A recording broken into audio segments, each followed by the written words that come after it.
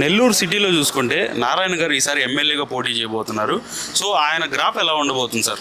Sir బాగా majority, full మెజారిటీతో గెలవబోతున్నారు సార్. ఎందుకంటే ప్రతి ఇంటి దగ్గర కానీ ఆయన తిరిగిన, ఆయన రోడ్లు వేసిన బట్టి అండర్గ్రౌండ్ చూసి వర్క్ చూసి ఏమని చెప్పారు సార్. పార్క్ చిన్న పిల్లకాయల కోసం, ఫస్ట్ అంటే చిన్న పిల్లకాయల కోసం పార్కులు కట్టారు సార్. ఎక్కడ పడితే ఉన్న పాడబడిన పార్కులు మొత్తం మంచి చేసి బాగు చేశారు సార్. దానివల్ల ఖచ్చితంగా ఆయనకే వేయాలి సార్ ఓటు. నేను వేసేది కూడా టీడీపీకే సార్ ఓటు. ఇప్పుడు పార్కుల గురించి చెప్పారు కదా, నారాయణ గారు కట్టిన పార్కులు ఇప్పుడు వైసీపీ ప్రభుత్వంలో మెయింటెనెన్స్లో జరుగుతున్నాయా? తక్కువ సార్, జరగడం లేదు.